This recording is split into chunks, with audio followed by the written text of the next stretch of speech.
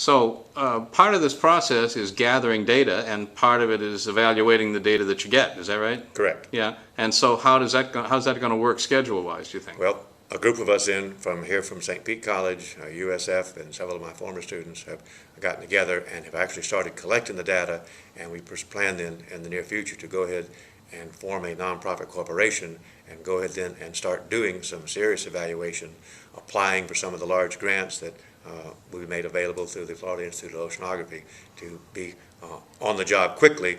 Very often research institutions take a while to get set up and get going, whereas we're already set up and going. So we think we'll be able to provide some of the early data that may be lost by some of the state and other institutions that have a little longer budget cycle, longer getting things going. And that nonprofit will operate out of here or out of where, you think? It'll operate out of here, but it won't be officially a part of the college, but it'll be made up either of faculty or former students. Yeah.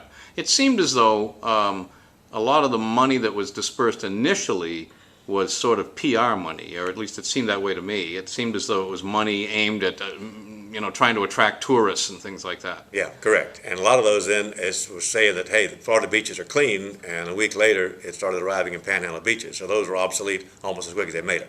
What we want to do is make a series of short 2- and 3-minute videos on a weekly basis that would show then our students coming up from the bottom and show underwater photographs of the fish and the marine life on the bottom, and then come right up and have us then point out the fact that on a weekly basis our waters are still clean, our fisheries have not been affected, try to counteract some of the bad PR that's making people start to cancel their reservations to come to the Bay Area. And and where would you put these videos, these 3-minute videos? Would you put them on a website or distribute them to the Probably news more likely media? to be distributed to the various news agencies. That's the big thing I think we're concerned about. Little short ones that would show that, hey, the water's still clear, the fish are still fine, and have those done like on a weekly basis that we would distribute there then to the news media. And these would, the nature of these would not be showing people playing on the beach. This would be people, no. This would be videos actually showing some science. Yeah, these would be underwater videos, starting off underwater videos showing the marine life and showing our students counting and sampling counting the marine life, and then coming right back up and testifying that, hey,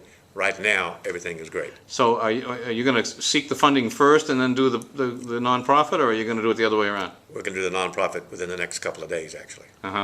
And is this going to require a lot of funding, do you think?